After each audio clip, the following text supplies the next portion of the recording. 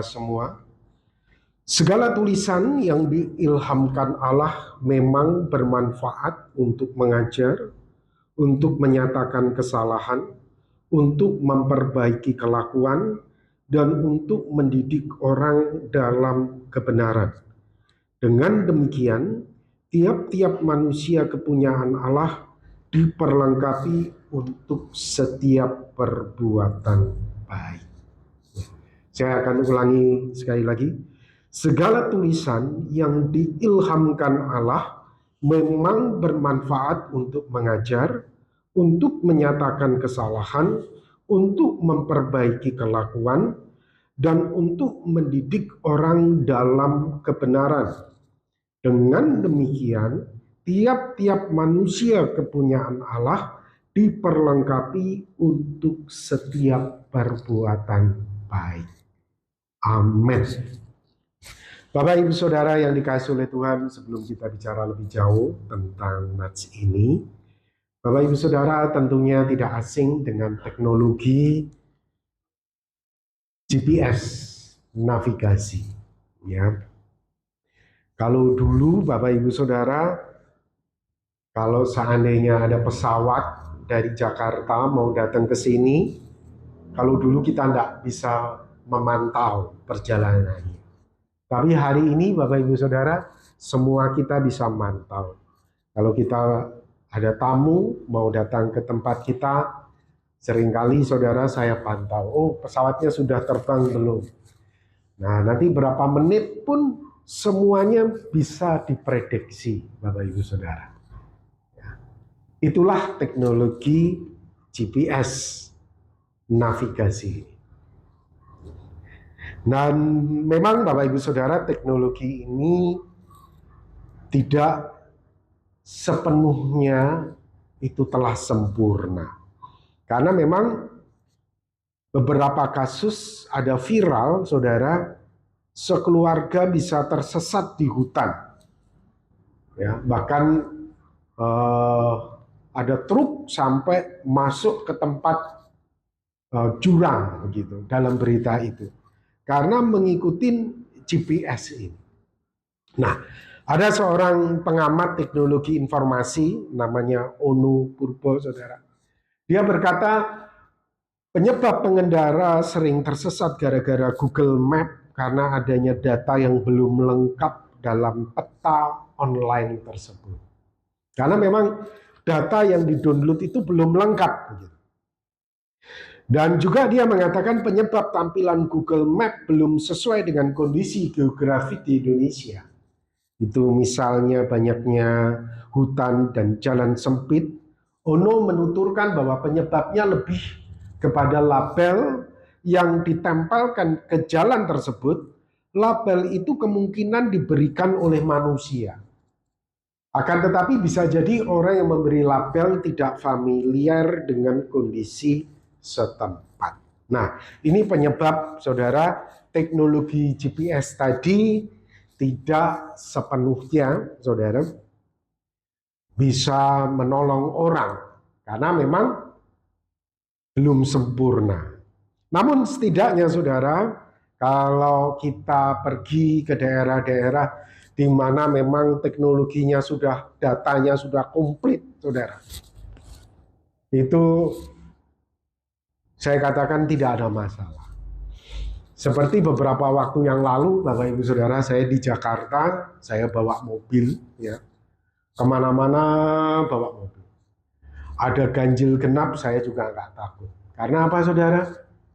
Di GPS-nya ini, di teknologinya ini, saya bisa setting, oh, nomor mobil saya itu ganjil, nomor mobil saya itu genap.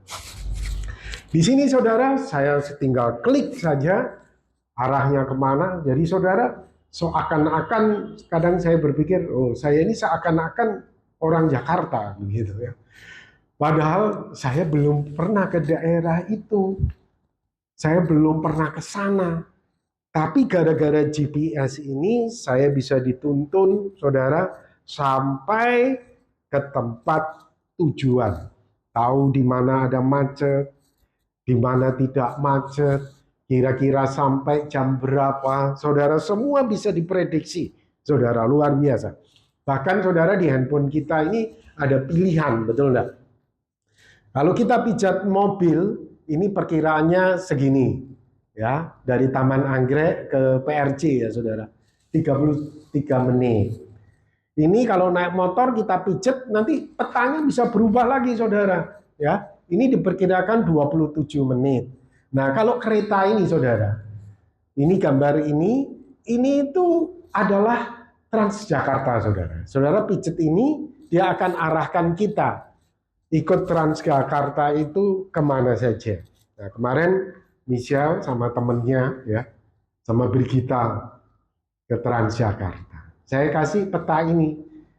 Ya, saya izinkan mereka untuk pergi ke PRJ ya sama Brigita biar mereka ini mandiri saya pikir ya.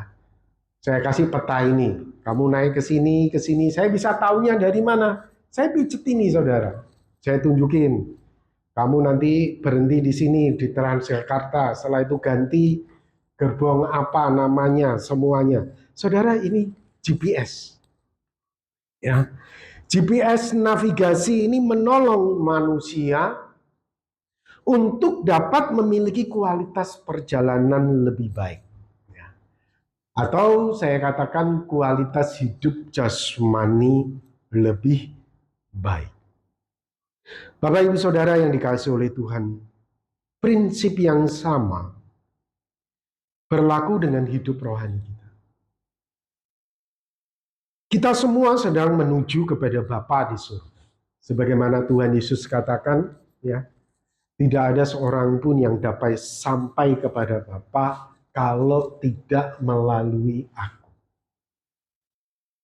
Yesus itulah, firman Tuhan itulah, Logos itulah sesungguhnya GPS rohani kita.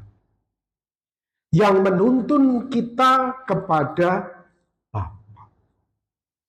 Saudara, Alkitab itu sesungguhnya, atau Tuhan Yesus itu sesungguhnya adalah GPS rohani kita.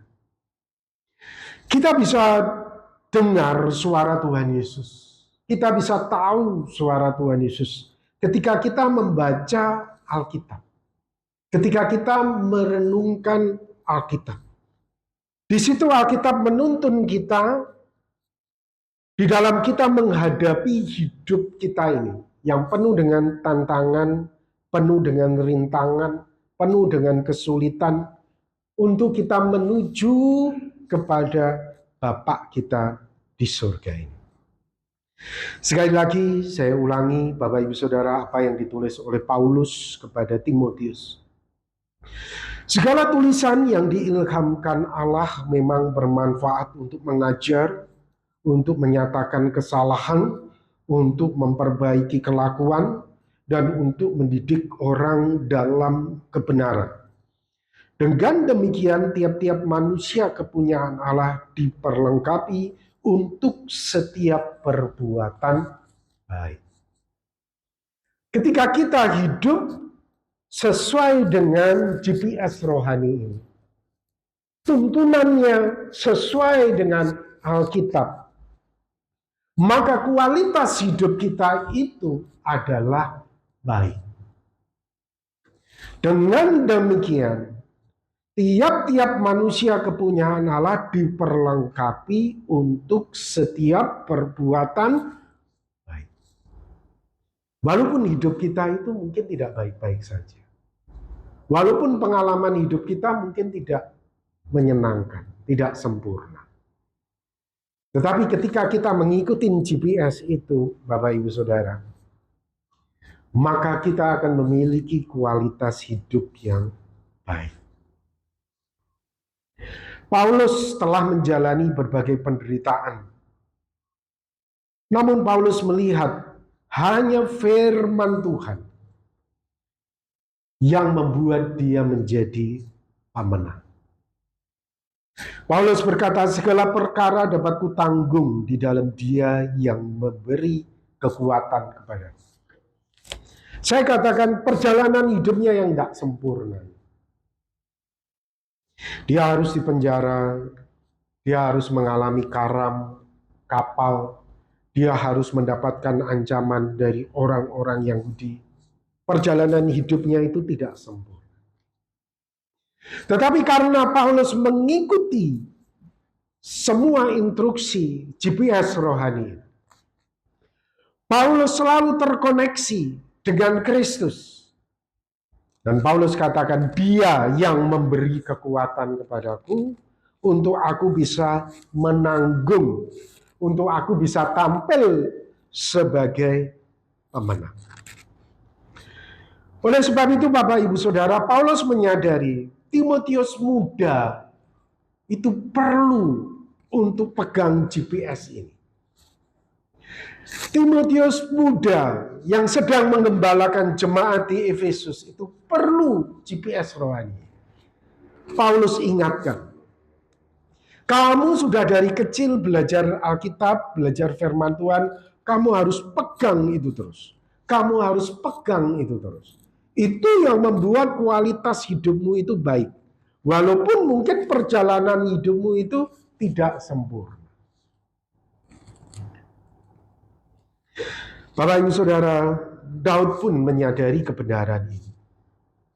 Sehingga Daud berkata, firman-Mu itu pelita bagi kakiku dan terang bagi jalan.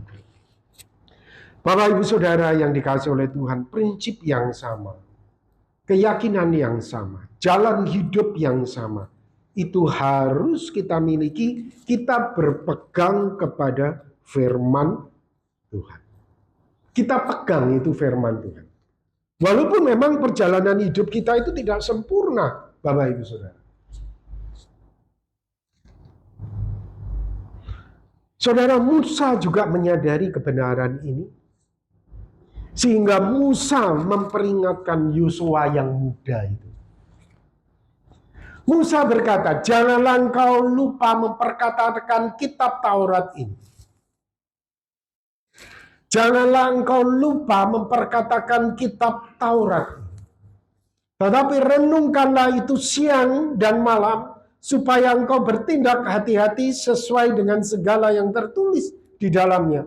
Sebab dengan demikian perjalananmu akan berhasil dan engkau akan beruntung. Walaupun perjalananmu itu tidak sempurna, namun karena engkau pegang firman Tuhan, engkau pegang janji Tuhan, maka engkau memiliki kualitas hidup yang baik. Kualitas perjalanan hidupmu itu baik.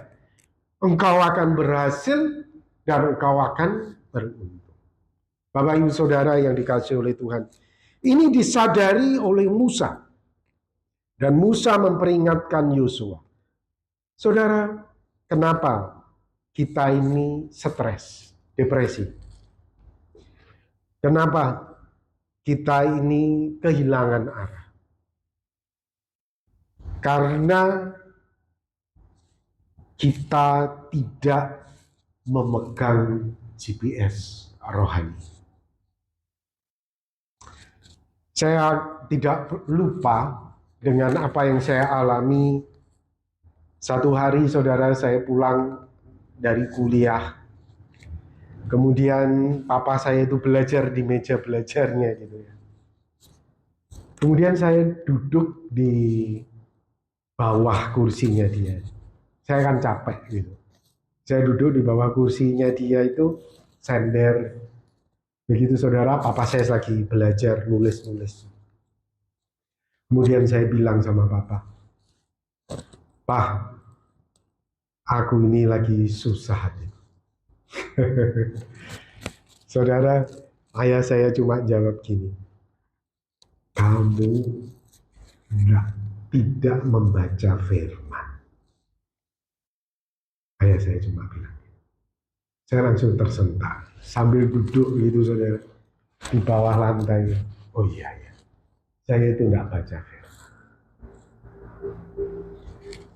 Saudara, penting kita itu untuk senantiasa mengisi hati dan pikiran kita itu dengan firman Tuhan.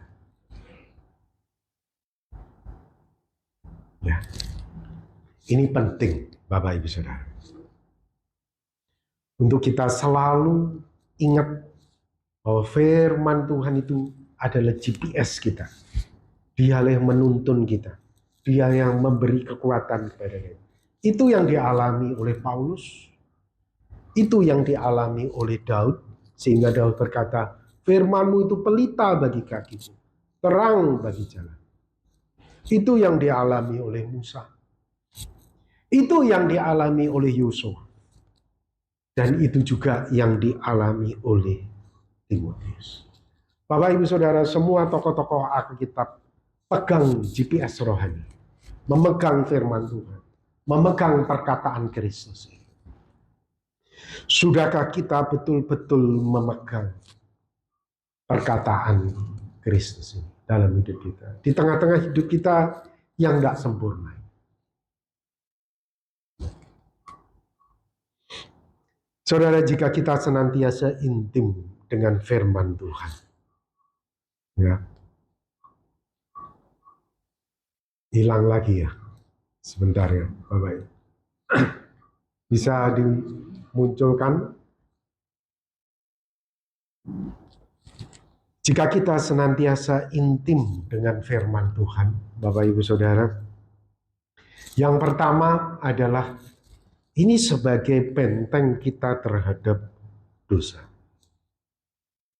Dalam hatiku aku menyimpan janjimu, supaya aku jangan berdosa terhadap engkau. Beberapa orang, Bapak Ibu Saudara, jatuh ke dalam dosa. Karena dia tidak pegang firman Tuhan. Pemazmur pernah berkata, dengan apakah seorang muda mempertahankan kelakuannya bersih? Dengan menjaganya sesuai dengan firman-Mu. Dengan segenap hatiku aku mencari Engkau. Janganlah kiranya aku menyimpang dari perintah-perintah. Saudara, firman Tuhan itu membuat kita itu kebal terhadap dosa. Bukannya kita sendiri yang kebal. Kita itu tidak kebal, saudara.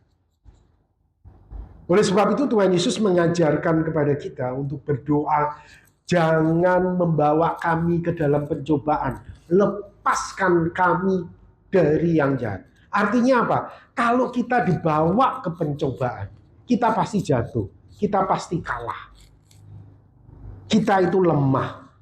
Yang membuat kita kuat terhadap dosa, yang membuat kita menang terhadap dosa, itu adalah firman. Firman yang memenuhi hati dan pikiran kita. Sehingga kita bisa menang, saudara. Lepaskanlah kami daripada yang jahat, kata Tuhan Yesus. Mengajarkan. Karena apa, saudara?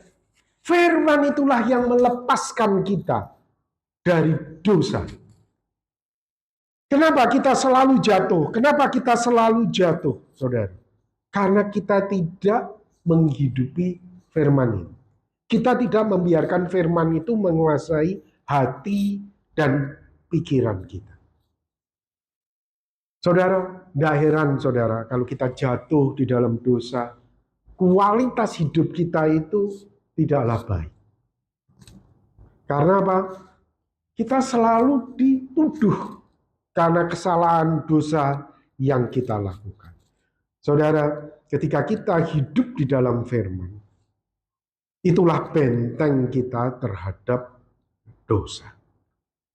Yang kedua, Bapak Ibu Saudara, kekuatan di dalam penderitaan. Pemazmur berkata, inilah penghiburanku dalam kesesakanku, bahwa janjimu menghidupkan aku. Janjimu, firmanmu itu menghidupkan aku. Saudara, itu juga yang disampaikan oleh Ayub.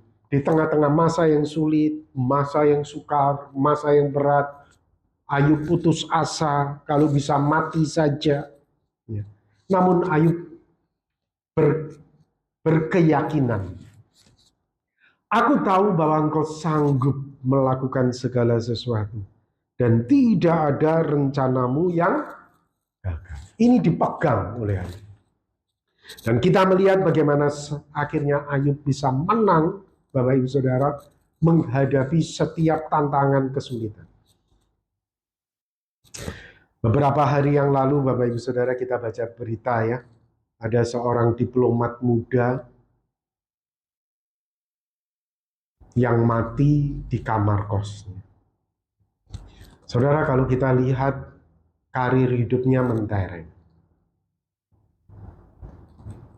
Dia sudah mau ditempatkan di Finlandia.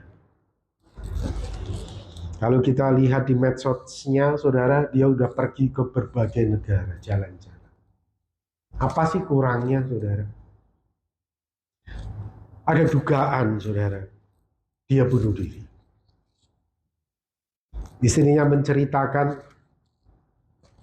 menceritakan ya, saudara, dia ada riwayat GERD, asam lambung. Istrinya. Waktu saya baca berita, dia asam lambung, terus andaikan betul dia bunuh diri, saya bisa memahami. Karena saya pernah ngalami. Ya, saya pernah ngalami. Itu kalau usus sudah terkilir, sudah itu berat. Tetapi Bapak Ibu Saudara, kita nggak tahu pasti ya apa yang dialami oleh diplomat ini. Namun kalau memang betul itu bunuh diri, ada satu yang hilang, yang dia tidak punya. Firman Tuhan. Ayub itu sebetulnya juga mau bunuh diri. Ayub itu berkata seperti ini, saya tidak mempersiapkan ayatnya ya. Tapi waktu saya sakit, saya baca ayatnya Ayub, saudara. Pas dengan saya. Ayub tuh ngomong gini, aku tuh gak tahan sama tubuhku. Kalau bisa ada orang yang mencekik aku, dan aku mati. Itu kata Ayub. Waktu saya baca ayat itu, saudara, saya pikir, itu saya. Itu saya. Kalau bisa, itu ada yang mencekik ya, saudara. Karena itu bagi saya itu sebuah penderitaan. Saya itu waktu lihat CCTV diplomat muda ini ya, apakah dia sakit kayak saya pikir mirip kayak saya ya, karena dia itu jalannya kan begini, kayak nahan ketegangan perut gitu. Saya mikir-mikir, berimajinasi ya. Tapi mungkin aja juga enggak, saudara. Tetapi yang pasti, saudara, ketika saya ngadepin masalah, ayat-ayat Ayub inilah yang saya pegang. Tuhan, engkau enggak akan gagal. Engkau pasti berhasil. Engkau pasti berhasil mendapatkan apa yang kamu inginkan dalam hidup saya. Engkau pasti berhasil. Tidak ada rencanamu yang gagal. Saudara, firman Tuhan itu yang saya pegang.